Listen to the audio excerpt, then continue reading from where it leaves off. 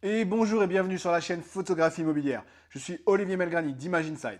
Dans cette série de vidéos qui s'appelle Comment améliorer vos photos, je vous propose quelques conseils simples et efficaces que vous pouvez mettre en place chez vous avec votre propre matériel pour améliorer vos photographies immobilières.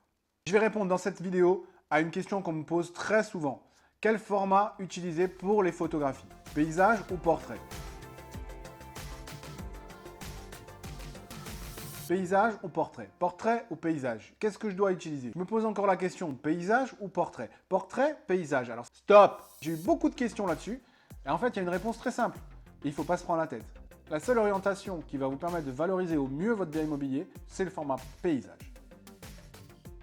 C'est le format paysage, c'est le format de base essentiel pour la photographie immobilière. Pourquoi? Pour plusieurs raisons. La première, c'est que sur la plupart des sites immobiliers qui diffusent des annonces immobilières aujourd'hui, le format paysage est pris en charge et le format vertical, le format portrait, est souvent mal affiché. L'image est tronquée ou alors elle est affichée trop petite. La deuxième, c'est que le format paysage, il correspond à un paysage et que la photographie d'une pièce immobilière ou d'un jardin, ça se rapproche plus du paysage que du portrait.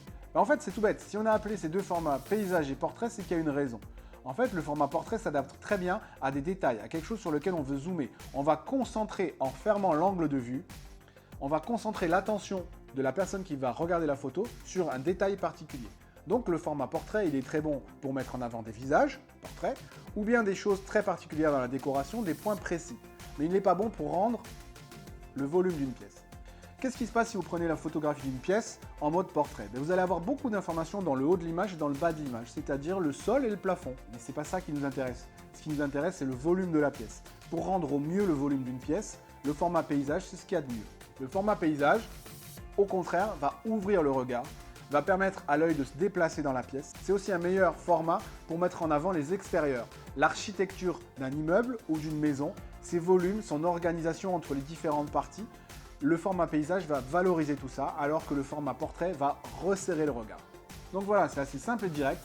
Ne vous posez même pas la question. Toutes vos photos doivent être prises en paysage, sauf si vous avez dans l'idée de faire quelque chose d'un petit peu plus créatif. Et je vous en parlerai dans une autre vidéo pour avoir des photographies un petit peu originales. Et dans ces cas-là, vous allez prendre des photos verticales, mais dans la plupart des cas, ne vous prenez pas la tête. On est en format paysage. Voilà, c'est déjà fini pour cette vidéo. Je vous dis à très vite sur la chaîne Photographie Immobilière. N'hésitez pas à vous abonner pour être informé des nouvelles vidéos qui sont mises en ligne régulièrement. Et n'hésitez pas à me laisser vos commentaires aussi sous les vidéos ou à me contacter par email. Je réponds à toutes vos questions et j'essaie de vous apporter des conseils personnalisés. Je vous dis à très vite sur la chaîne Photographie Immobilière. Salut! Portrait, paysage, portrait, paysage, paysage ou portrait? Est-ce que je prends en portrait? Est-ce que je prends en paysage? Est-ce que je prends en paysage ou bien en portrait?